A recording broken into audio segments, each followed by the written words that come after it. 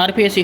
तो अपन को आज के वीडियो का टॉपिक है आरपीएससी। आरपीएससी का मतलब होता है Rajasthan public service commission. Rajasthan public service commission, इसके बारे में ध्यान रखना। इसका उल्लेख इसमें भाग 14 में, इसका उल्लेख इसमें भाग 14 में अनुच्छेद कौन सा 315 में, भाग 14 अनुच्छेद कौन सा 315।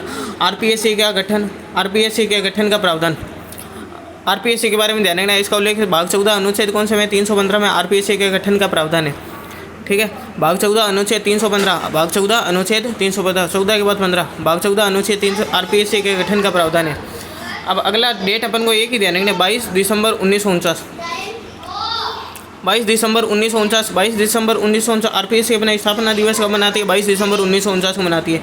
अध्यक्ष व सदस्यों की नियुक्ति स्थापना दिवस 22 दिसंबर 1949 को आरपीएससी क्या मनाती है? अपनी स्थापना दिवस मनाती है। ठीक है, 22 दिसंबर 1949 को। आगे 1956, इसके अलावा दो डेटें और है, वो देख लो। एक तो 16 अगस्त और एक 20 अगस्त। ठीक है, 16 अगस्त को अध्यादेश जारी हुआ था, 20 अगस्त को जयपुर में गठन हुआ था। लेकिन 22 दिसंबर 1949 को अध्यक्ष व सदस्यों की नियुक्ति स्थापना दिवस कब मनाती है आरपीएससी? 22 दिसंबर 1949, 22 दिसंबर 1949 को आरपीएससी अपना स्थापना दिवस मनाती है। आगे 1956 में गठित, 1956 में गठित सत्यनारायण राव समिति की सिफारिश पर, सत्यनारायण राव समिति की सिफारिश पर आयोग को जयपुर से अजमेर स्थानांतरित कर दिया। सत्यनारायण राव समिति की सिफारिश पर 1956 में गठित सत्यनारायण राव समिति की सिफारिश पर, 1956 में गठित सत्यनारायण राव समिति की सिफारिश पर आयोग को जयपुर से अजमेर स्थानांतरित कर दिया। आयोग को जयपुर से अजमेर स्थानांतरित कर दिया गया। आगे प्रथम अध्यक्ष कौन थे? एस.के. घोष, लेकिन ये कार्यवाहक थे। प्रथम अध्यक्ष कौन है? एस.के. घोष।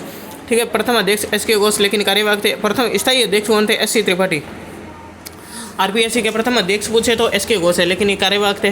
प्रथम स्थायी अध्यक्ष पूछे, स्थायी अध्यक्ष तो एस.सी. त्रिपाठी, प्रथम स्थायी एस.सी. त्रिपाठी है। सर्वाधिक लंबा कार्यकाल किसका? देवी शंकर तिवारी का है। ठीक है, सर्वाधिक लंबा कार्यकाल, लंबा कौन है? ऐसे लंबा देवता, यानी लंबा यानी मजबूत, ताकत किसकी है? शंकर भगवान की। ठीक है, सर्वाधिक लंबा कार्यकाल किसका है? देवी शंकर तिवारी का है। ठीक है, लंबा कार्यकाल किसका है? देवी शंकर तिवारी का है। और छोटा कार्यकाल किसका? पीएस यादव का है। सबसे छोटा कार्यकाल पीएस यादव का है। देखो, प्रथम अध्यक्ष पूछे तो एस.के. घोष, प्रथम स्थायी अध्यक्ष पूछे तो एस.सी. त्रिपाठी, लंबा कार्यकाल पूछे तो देवी शंकर तिवारी। सर्वाधिक लंबा कार्यकाल किसका? देवी शंकर तिवारी का। और सबसे छोटा कार्यकाल किसका? पीएस यादव का। मेन तो बस यही है, प्रथम अध्यक्ष एस.के. घोष है और स्थायी अध्यक्ष एस.सी. त्रिपाठी है। आगे वर्तमान में कौन है? कैलाश चंद्र मीणा है। ठीक है, कार्यवाहक अध्यक्ष। नियुक्ति, आगे नियुक्ति अनुच्छेद 316 के तहत राज्यपाल द्वारा, अनुच्छेद 316 के तहत राज्यपाल द्वारा नियुक्ति किसके द्वारा? राज्यपाल द्वारा। योग्यता 10 वर्ष की प्रशासनिक सेवा का अनुभव होना चाहिए। योग्यता क्या है? 10 वर्ष की प्रशासनिक सेवा का अनुभव। संरचना कितनी है? 1+7 है। संरचना क्या है? 1+7 है। कार्यकाल कितना है? 662 है। कार्यकाल कितना है? 662। संरचना है 1+7। त्यागपत्र किसको देंगे? राज्यपाल को।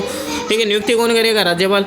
अनुच्छेद 316 के तहत राज्यपाल द्वारा। योग्यता क्या है? 10 वर्ष की प्रशासनिक सेवा का अनुभव है। योग्यता क्या है? 10 वर्ष की प्रशासनिक सेवा का अनुभव।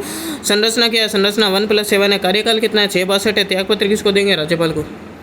निलंबन व बर्खास्तगी, अनुच्छेद निलंबन व बर्खास्ती, अनुच्छेद 317 के तहत राष्ट्रपति उच्चतम न्यायालय के न्यायाधीश, उच्चतम न्यायालय की जांच के बाद, उच्चतम न्यायालय की जांच के बाद, अनुच्छेद 317 के तहत राष्ट्रपति उच्चतम न्यायालय की जांच के बाद, जांच के दौरान राज्यपाल निलंबित कर सकता है। ठीक है, बर्खास्त कौन करेगा? बर्खास्त राष्ट्रपति करेगा, ध्यान रखना। अनुच्छेद 317 के तहत राष्ट्रपति उच्चतम न्यायालय की जांच के बाद, अनुच्छेद 317 के तहत राष्ट्रपति उच्चतम न्यायालय की जांच के बाद, और जांच के दौरान राज्यपाल क्या कर सकता है? निलंबित कर सकता है। जांच के दौरान राज्यपाल निलंबित कर सकता है। राज्यपाल क्या कर सकता है? निलंबित। आगे प्रतिवेदन, प्रतिवेदन के बारे में ध्यान रखना है। अनुच्छेद 323 के तहत अपने द्वारा किए गए कार्यों का वार्षिक प्रतिवेदन, अनुच्छेद 323 के तहत अपने द्वारा, अनुच्छेद 323 के तहत अपने द्वारा किए गए कार्यों का वार्षिक प्रतिवेदन, वार्षिक कार्यों का प्रतिवेदन राज्यपाल को सौंपता है। अनुच्छेद 323 के तहत अपने द्वारा किए गए कार्यों का वार्षिक प्रतिवेदन राज्यपाल को सौंपता है। वर्तमान कार्यवाहक अध्यक्ष कौन है? कैलाश चंद्र मीणा। वर्तमान में कौन है? कैलाश चंद्र मीणा कार्यवाहक अध्यक्ष।